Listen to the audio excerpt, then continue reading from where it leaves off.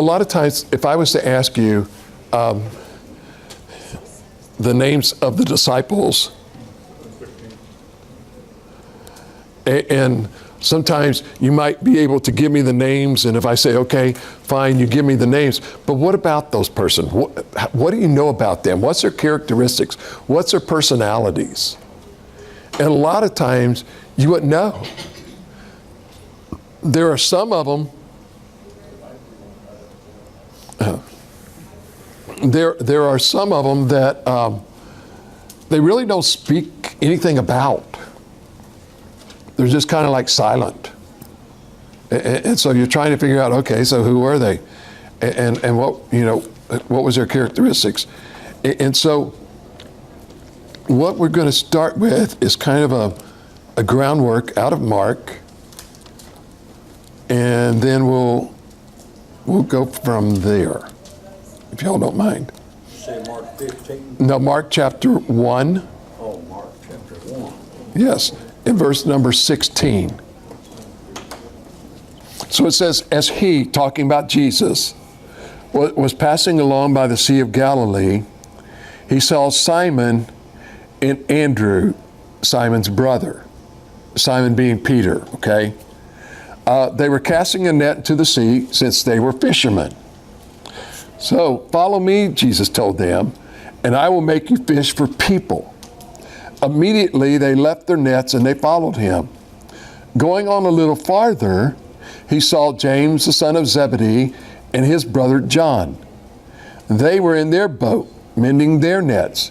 And immediately he called them, and they left their father Zebedee in the boat with the hired men, and he followed him. So when you look at this, these are the first four that he called to follow him to be disciples or apostles, okay? And so one of the things is that when we look at, for instance, in the world today, there is a big thing about the characteristic of leadership.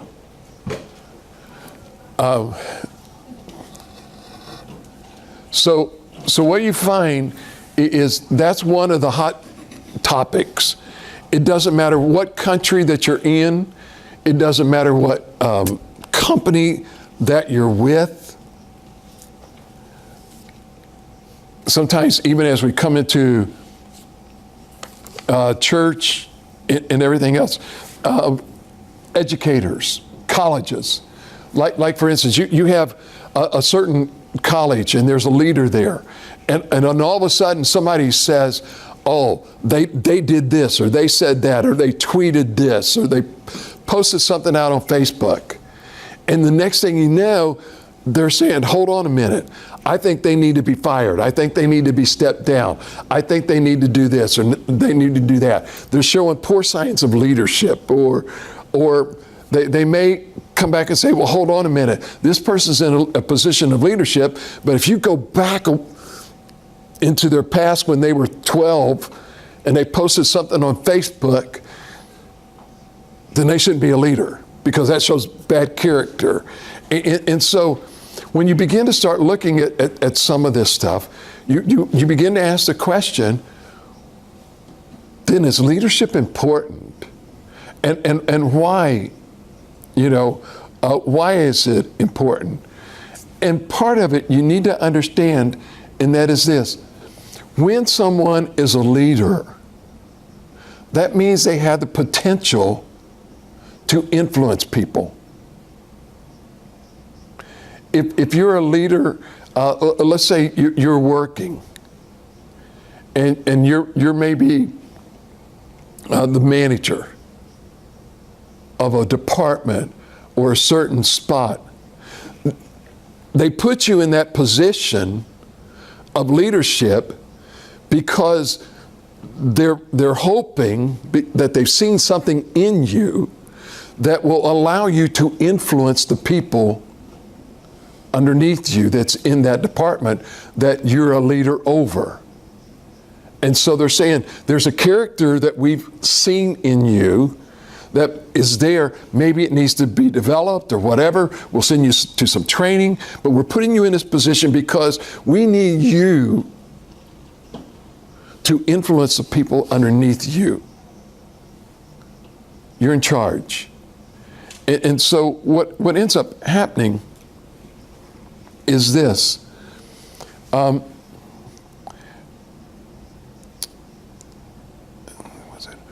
Ronald Reagan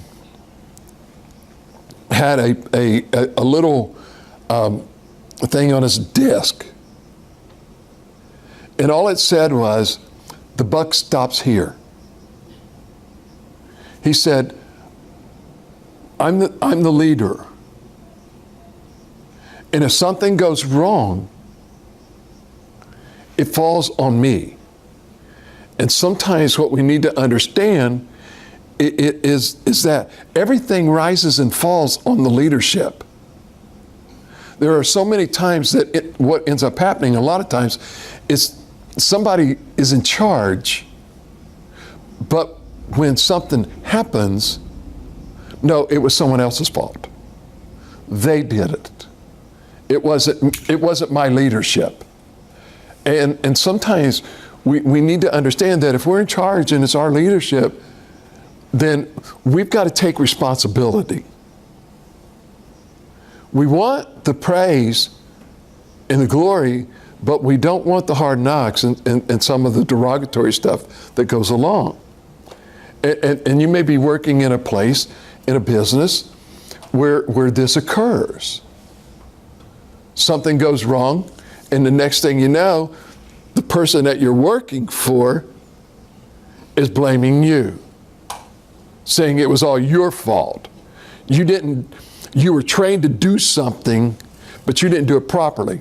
Well, the question was, what did my training consist of? Did my training consist of 5 minutes or 5 seconds, you showing me how to pick up a mop and move that mop? You didn't tell me that I had to put water on the mop. You didn't tell me how much liquid I had to put in the mop bucket along with the water to get the right concentrate to be able to do these things.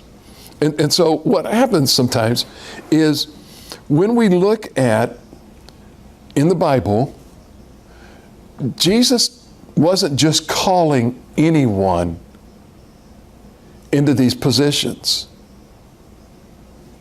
He was selecting a group of men, and you have to understand something. These group of men, again, they may have been the ones that called the apostle, but there was a movement that was going to occur. And these people needed to be the leaders of this movement, because everywhere Jesus went, somebody was going to latch on to that movement. And so somebody had to have the training to be able to handle all of these crowds. It wasn't just 12 people. Wherever Jesus went, if you remember, he had a group of women that were following him everywhere he went. He had a whole bunch of other people that were following him everywhere he went. There were crowds. And so in this movement, the thing of it was, they were starting a movement that was going to change the world. And one of the issues, the biggest issue was, you guys are going to be in charge of this movement that is going to impact the whole world. You guys got to get along with each other. If you know anything about these 12 guys, they had personalities from one end to the other end. You had some that was very outspoken, some that was very quiet. Some wanted to always be out front, and some wanted to be very argumentative about things, okay? So Jesus, all he basically said was, I know, we have a major problem with mosquitoes. He said, follow me. He's just said, follow me. And I wish the mosquitoes would follow someone else. It comes out of that area over here. But anyway, he begins to say, hey, follow me. And so what these guys commonly were known as, you know, like for instance, wherever you work. Like if you worked at McDonald's or Arby's or Miami University or wherever, you're known by that company. Well, Jesus had these guys, and they were commonly called the 12. That's what they were called. You're the 12. You're the guys. You're the 12. And you'll hear it all through the scriptures where they're being called the 12. So they would identify each other with each other. And in identifying with each other, they began to fellowship with each other. The simple words were, follow me. And I don't know about y'all, but that's kind of direct. It wasn't like, hey, I'm going to tell you what, I'm going to give you 6 years of education. And then after you've got your 6 years of education, we're going to hit the streets. These guys, all he said to them was just follow me. Well, hold on. I need to go back home and tell mom and dad I'm leaving. No. Well, what about, hold on a minute. My dad and them are in the boat. Can I go back and tell them bye? No, I need you to get out of the boat and come on. And he says they were mending their nets. And you think about it. They probably had some money invested in that boat. They probably had some money invested in those nets. But Jesus had a mission. But Jesus just said, hey guys, I need you to come follow me. Hold on a minute. Can we not put our nets in our boat out on Facebook or Craigslist or something and see if we can't sell them? And he says, no, you don't have time for that. I need you just to leave them. Now that would be awesome if you were a fisherman and you needed a boat and you needed nets. You just pick them up, they're yours, and go on. Because Jesus just said, follow me. And this is what these guys were doing. And so when Jesus, the question arises in the sermon tonight, or the study tonight, is who will you follow? Because when Jesus began to ask questions, he approached things a lot of times from different views. And here's the question.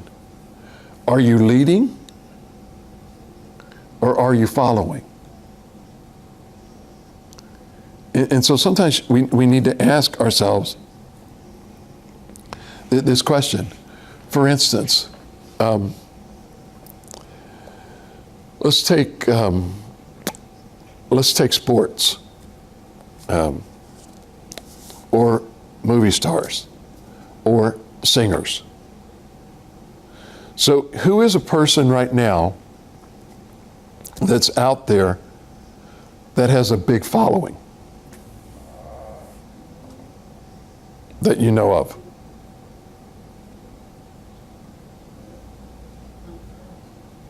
President Trump. That could be a negative and a positive following. Yeah. But like movie stars, you have a person that maybe you like the character, maybe you don't like the character. Who was the guy that died? What was the guy? The guy's name, do you remember a guy by the name of Robin Leach? Yes. He was a guy that was the lifestyle of the rich and famous in like the 80s. I think 70s, 80s, early 90s, I think. And he would go from place to place, and you would see these immaculate homes and boats and all of this extravagant lifestyle. And people were always following. Let's go with Simon Cowell from America's Got Talent now, but he was with American Idol. Okay, he started with American Idol.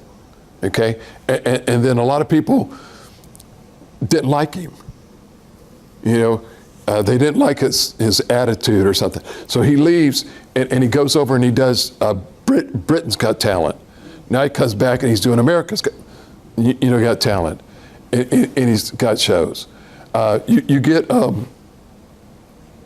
character off of TV, and what happens is they have a following. And so what happens is when they say something or they do something,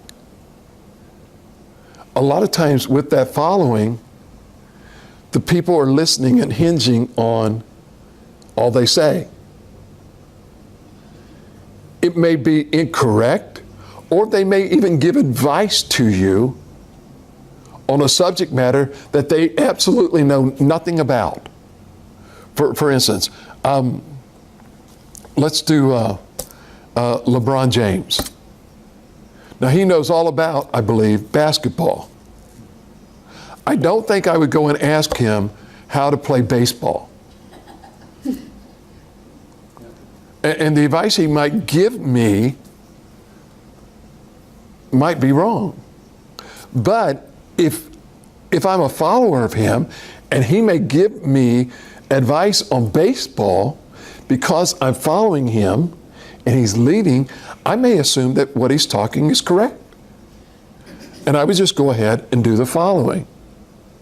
And so what happens a lot of times, and you think about it today,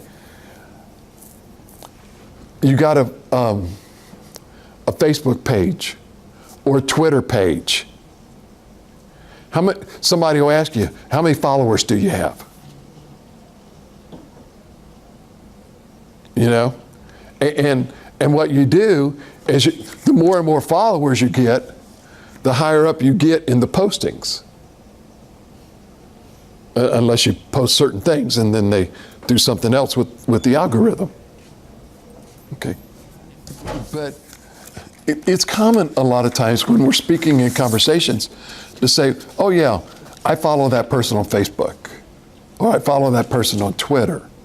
And so when they tweet something or they post something, then we begin to start seeing, what they're saying. So when Jesus was calling these guys, was he calling them to lead or to follow? To follow. He wasn't expecting them to lead right now. Now later on, he's going to tell them, it's your turn to lead. But for right now, I need you to follow me.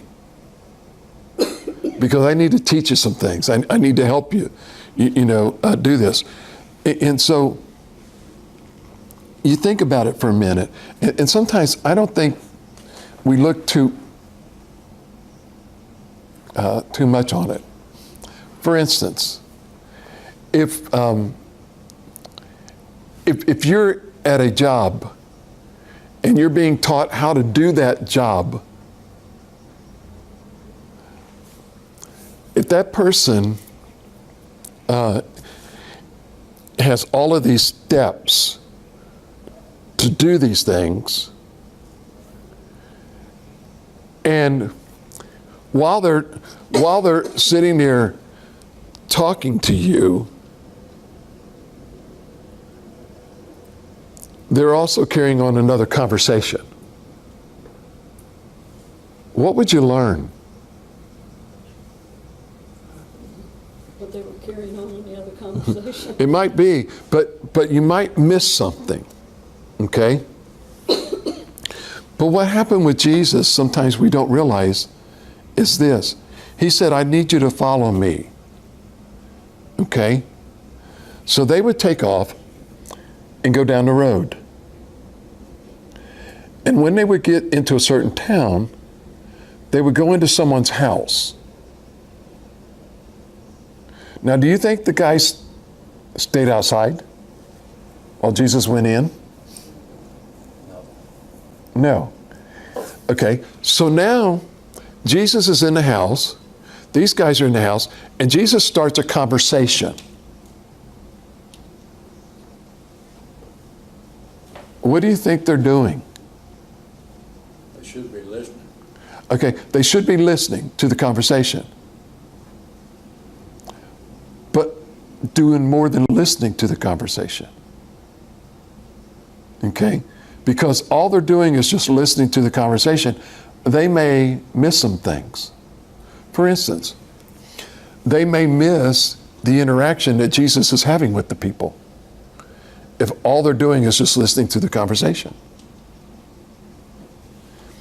It may be that during this time that they're there, Jesus is eating with the people. So it's more than just a conversation, now it's a meal. So how is he treating that meal? I mean, think about it for a minute.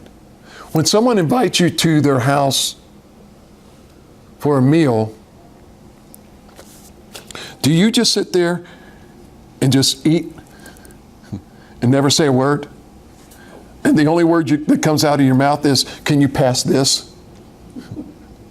Or can you pass that? Or do you expect them to carry on a conversation at the same time that they're eating? And what might that conversation be about? May it be that Jesus was carrying on a conversation with the people in the house to try to learn some things about him. Maybe he was asking some, if I could use the word, a question as an icebreaker to get them to open up. Now I understand that sometimes he already knew their heart, but he's still talking to them, and sometimes was he talking over them, or below them, or was he talking to them? To them. If he was talking to some farmers, he wasn't talking about fishing.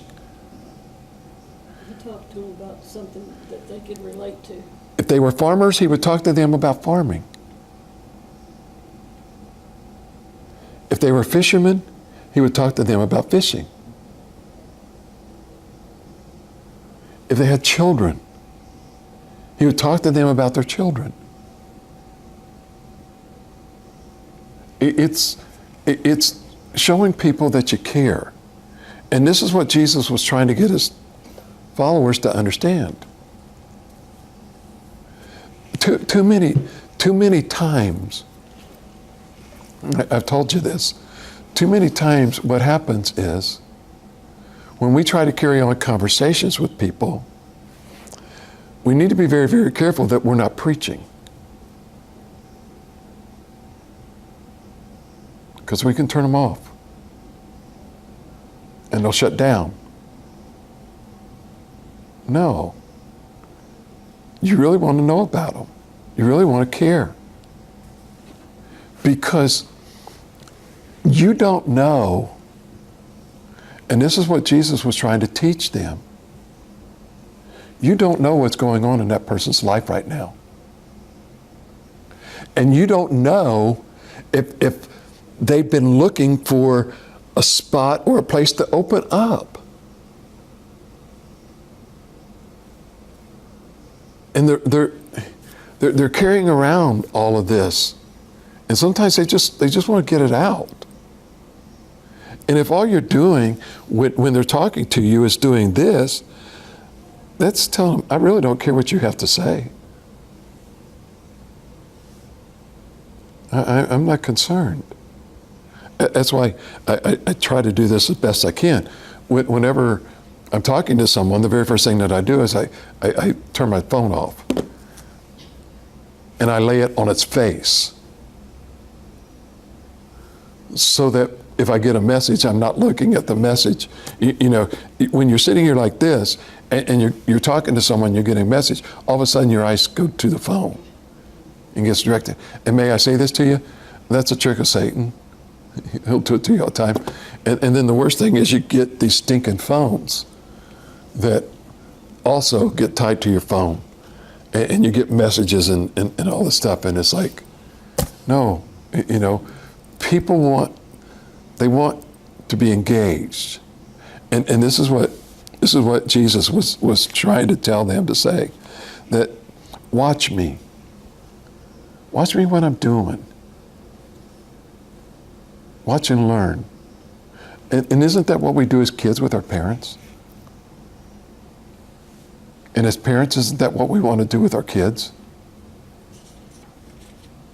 It's the old walking in the snow, and you turn around, you look, and your child is trying to walk in your footsteps.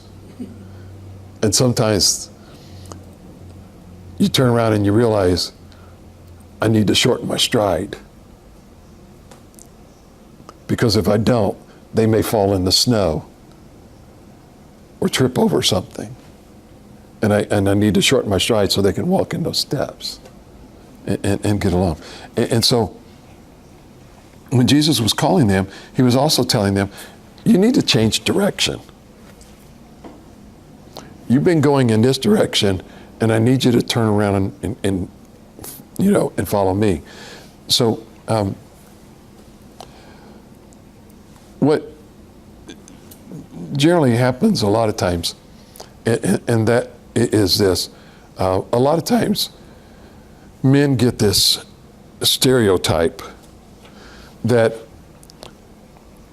I'm going to come to your house and you give me your address. And used to, before we had GPS, it was, okay, you give me the address and tell me the generality, or you might give me the specific directions as to you go to the big oak tree over here, and you go down 2 streets, and then you hang a left. And that's great if I know what an oak tree is. But if I don't know what the oak tree is, I'm going to get lost, because I may turn at an elm, you know. And so if I did, and I get lost, a lot of times men get this thing that we will never ever admit that we're lost and ask for directions. I don't know about you, but if I'm lost, I'm stopping, because I do not want to waste 25 minutes traveling around in circles trying to find something. But what happens a lot of times in churches is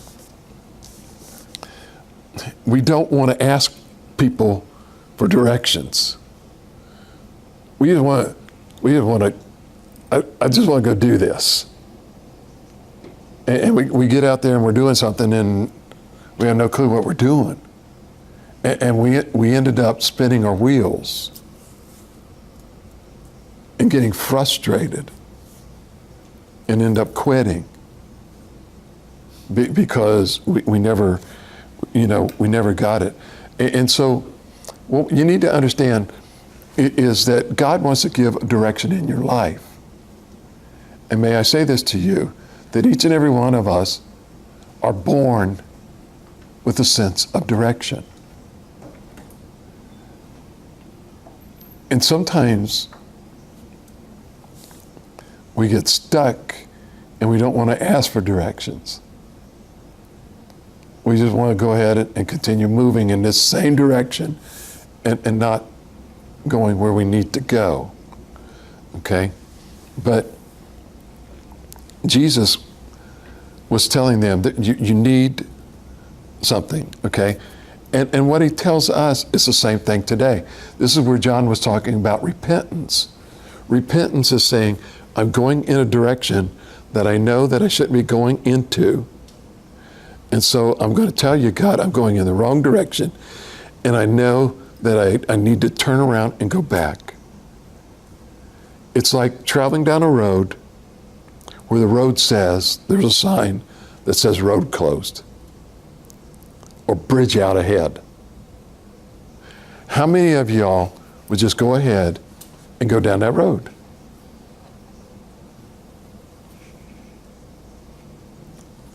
I mean, anybody? Nobody going to go down that road? So what would you do? Yeah, I would go back and look for direction signs.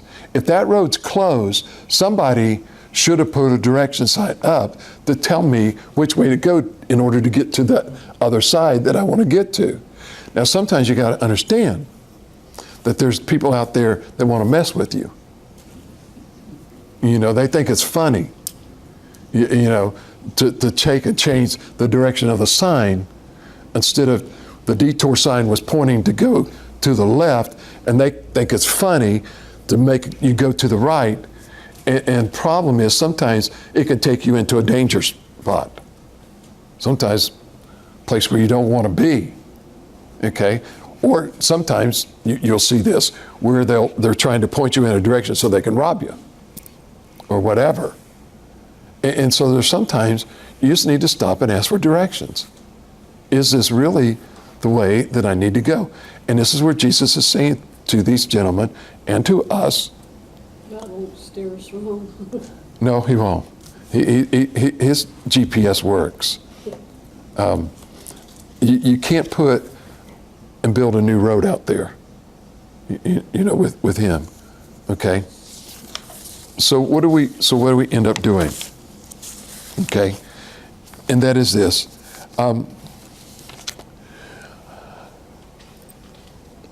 I've got, how old is it? I've got a Garmin GPS that I think is from probably 2010. Okay? And so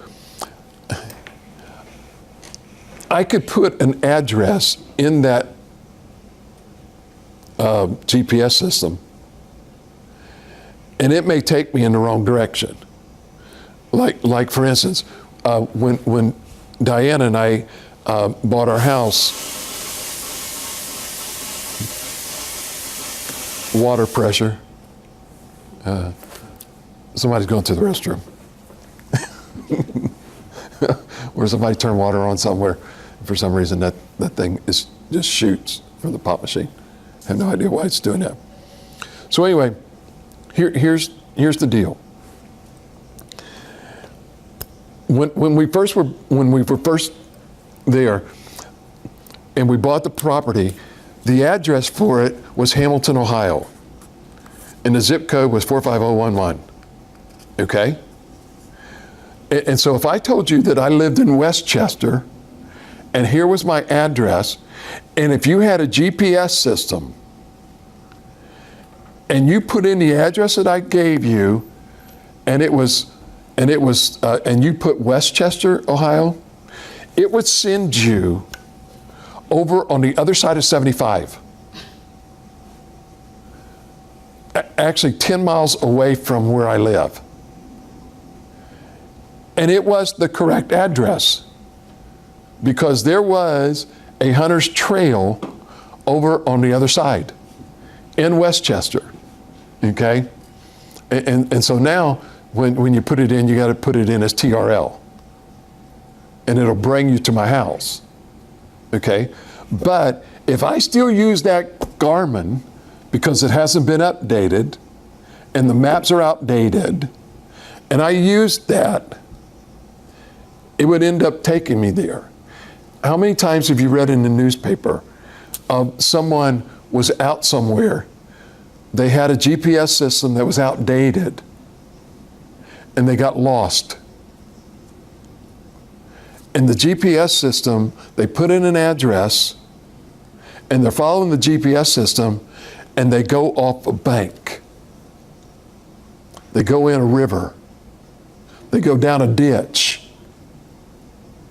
because somebody had changed something in that period of time.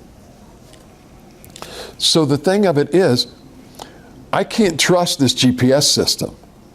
So the only thing that GPS system is good for is, in my Honda CR-V, my speedometer is broken. So I take that GPS system and I turn it on only to tell me how fast I'm going.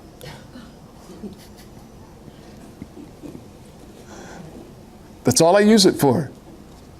I do not, and if I need an address and I'm driving that car, I use my phone. Because I know my phone has been updated.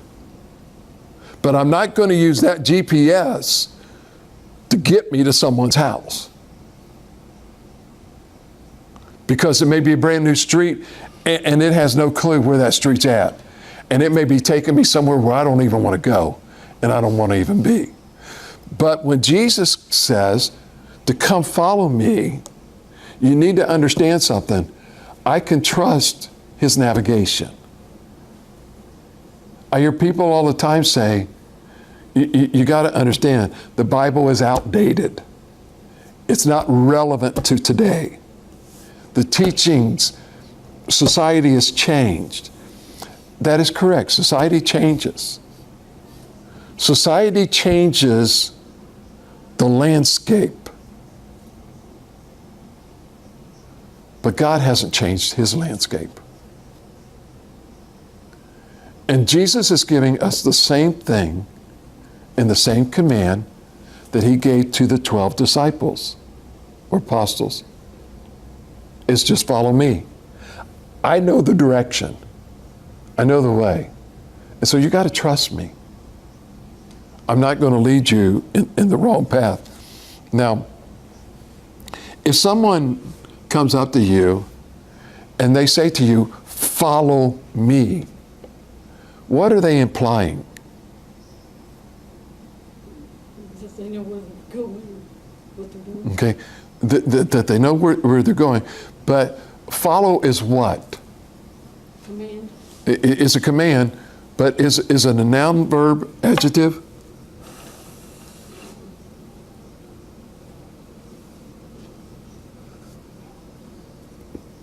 Verb. It's a verb. Didn't think you would have to go back to English class, right? It may have been a while. But it's a verb, and a verb always tells us what? It speaks of an action. You know, a noun is a person, place, or thing. A verb is an action. An adjective defines a noun, or it defines a place, defines a person, place, or thing. An adverb will define an action, right? That's what I learned 50 years ago. Man. And you didn't think we could retain things that long, did you? Okay. So when Jesus told them to follow, that's an action. He's asking them to do something. The first thing you need to understand when Jesus was saying, follow me, he was telling them, here's the action. I need you to change directions. I need you to stop. I need you to turn around and come with me. Okay? How many times have you sat down? I don't know. Some don't have children, but have you sat down with someone and tried to explain to them how to do something? And all of a sudden you look and it's like they have no clue what you're saying. And so the next thing you do is you say, okay, let me show you. Here, follow my directions. So what are you asking them to do? Follow me. Follow me. Stop what you were doing. Okay?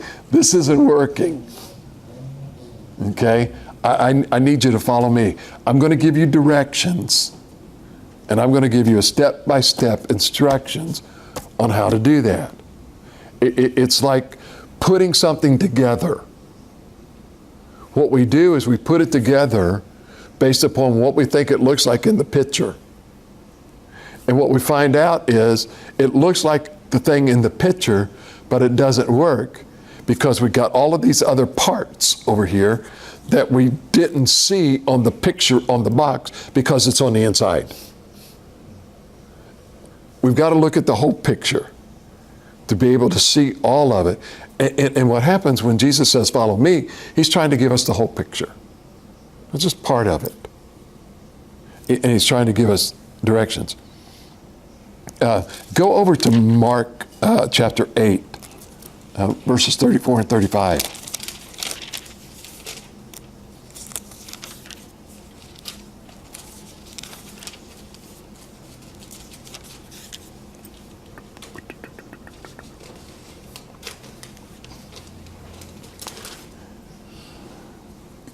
Look at what he says here.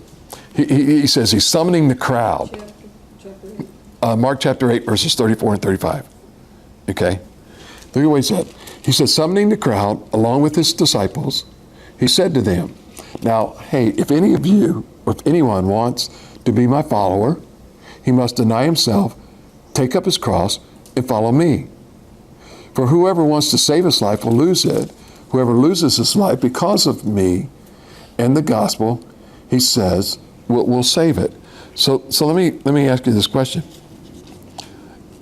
If I'm going to follow Jesus, can I put my own restrictions and follow my own self? Or do I follow him? Follow him. Which means basically, what am I going to end up doing?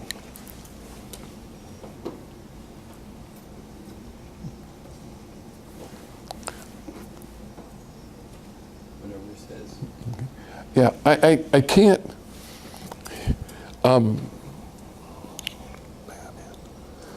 There was I forget who it was, that had a poem that he wrote, and it's called, I think it's called The Road Less Traveled.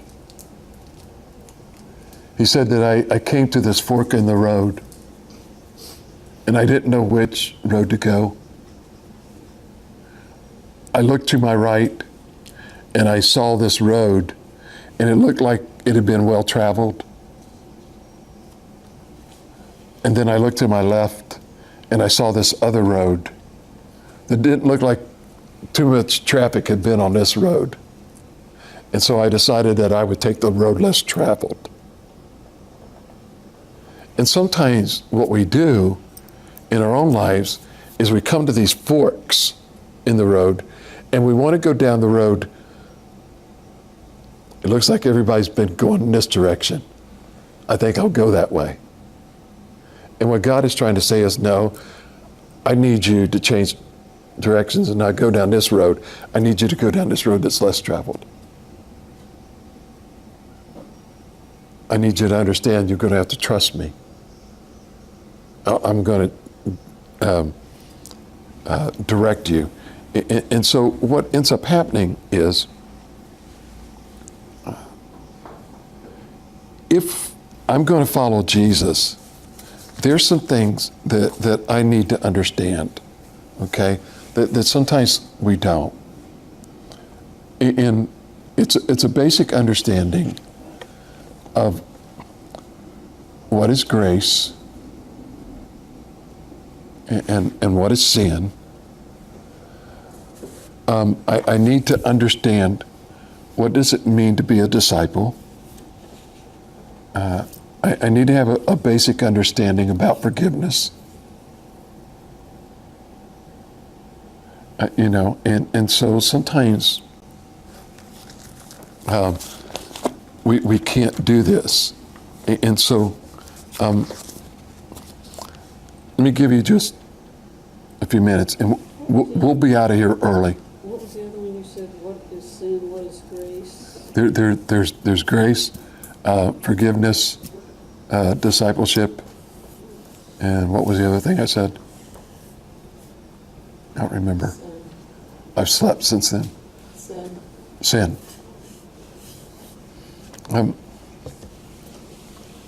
So what is a sin?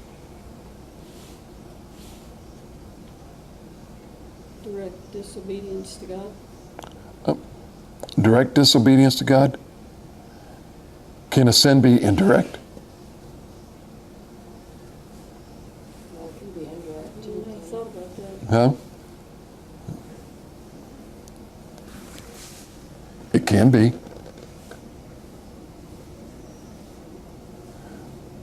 There are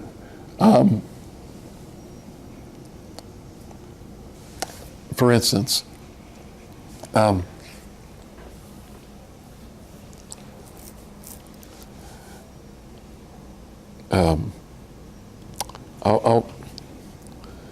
give you one, okay?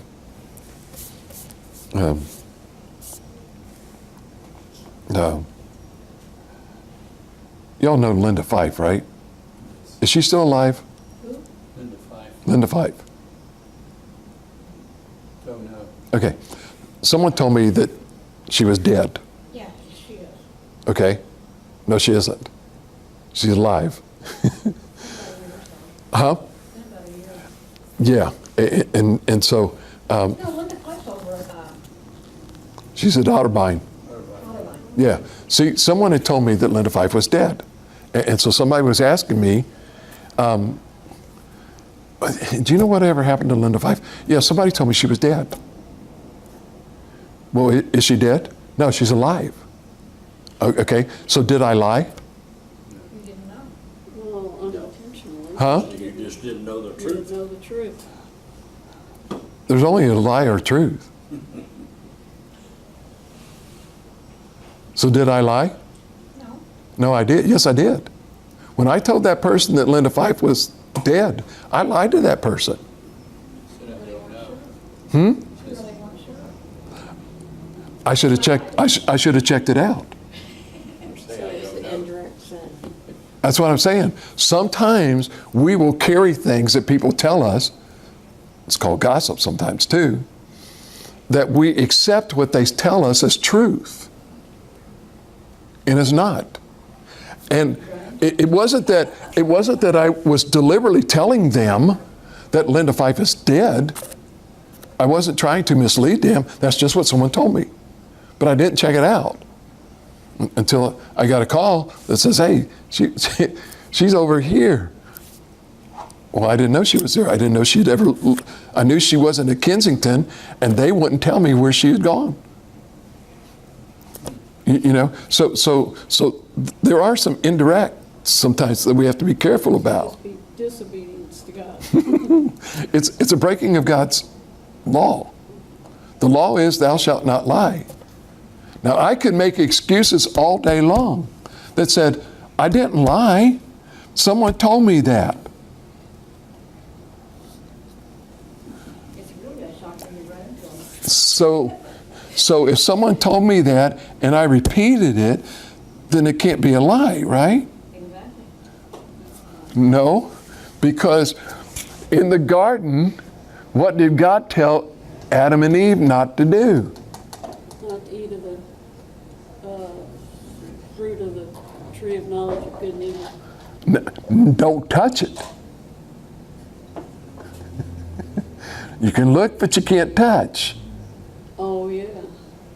Because when she touched it, oh boy, this looks good. So and God said, the day that you eat of that, you're going to die. And so what did Satan tell Eve? You won't die. God lied to you. Because when you eat it, you'll be like the gods. And God didn't tell you all the... So sometimes when we do sin, and we just need to understand, you can't, no, that's not a sin, Lord, I didn't know anything about it. There are sometimes you can do this indirectly, okay, in there. So the penalty for sin is what? Good. Death. Okay? So, what is forgiveness?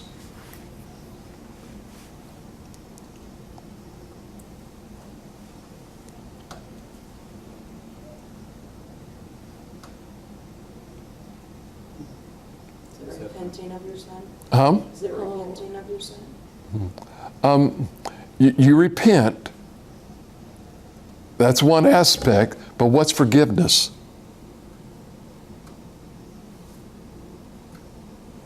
That's when you Even though sin you and you ask deserve- God to forgive you. Okay, but what about, Even though you deserved some things like Okay. sin, have mercy. okay, here's what's happening, guys. You guys are trying to give me a theological answer. Forgiveness has more than a theological answer. Okay? If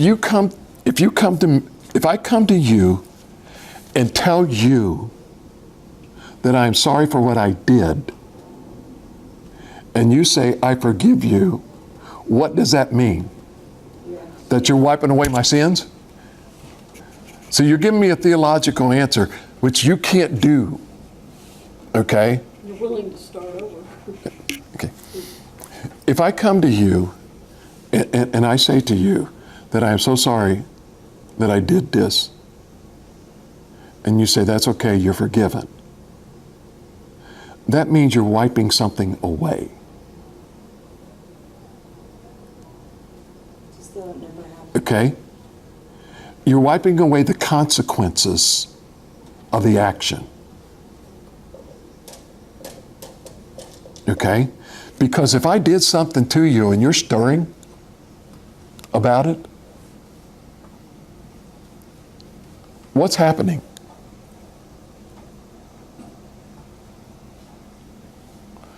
The relationship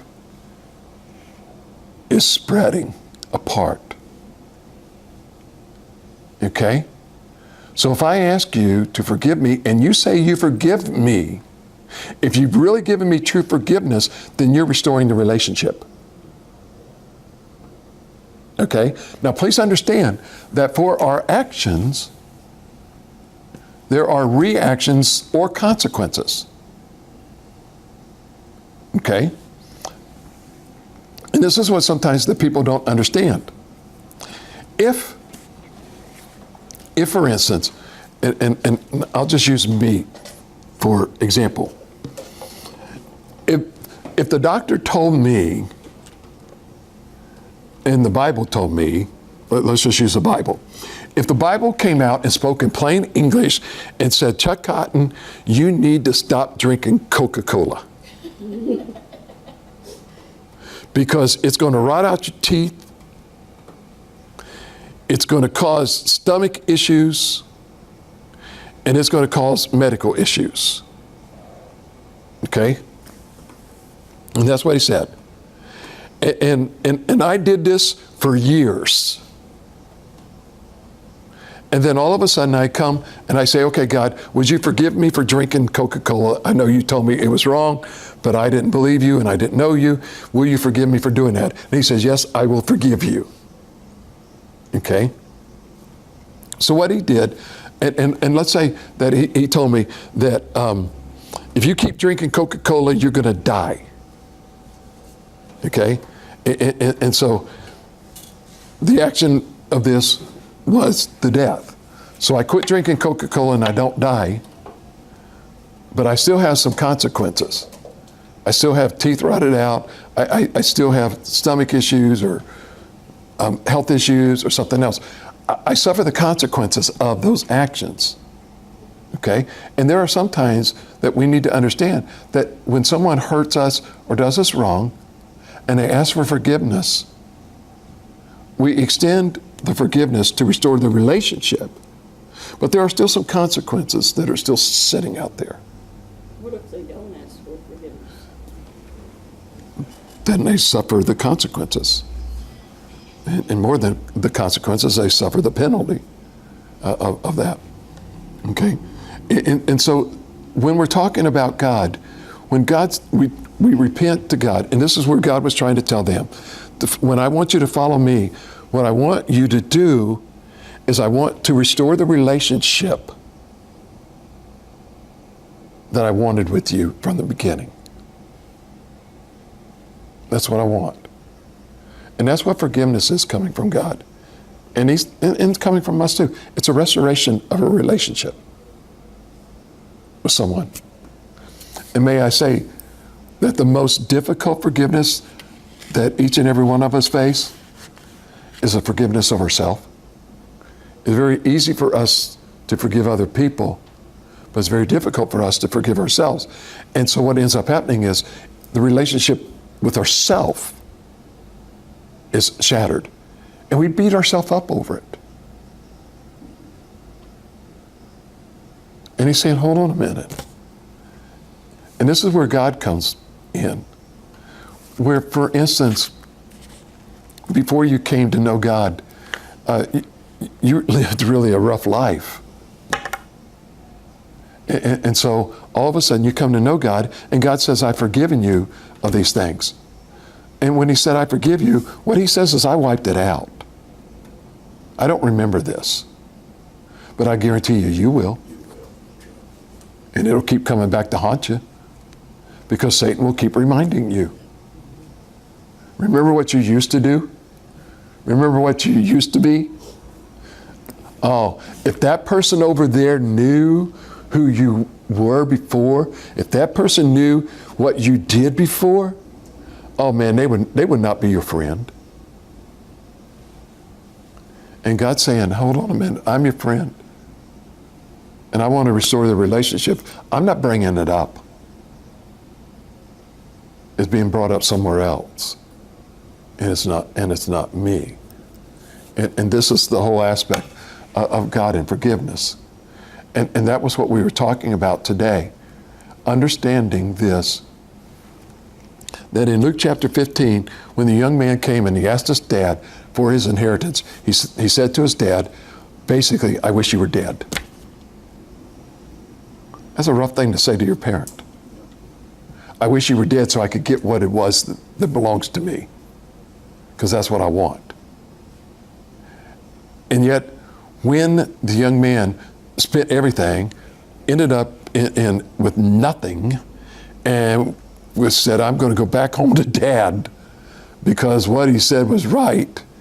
And so I'm going to go there, but I'm just going to ask him to, hey, I know you've got servants. Go ahead and make me a servant, because all I really need is a place to eat and a place to sleep. And I'll be fine. And all of a sudden he sees this guy come running down the lane towards him. He doesn't even get to the house. This is the way God is. This is what I was sharing today. Understanding the same way that Jesus was with these disciples. Once they took that first step, he met them. He didn't expect them to come to him. When he said, follow me, he was coming to them, issuing the command, and then they took the initiative. Okay? And so next week we'll talk about some of these disciples that he started talking to, and we're going to talk about their characteristics. Did we do what is discipleship, what is grace? Discipleship is basically learning from someone and following their example.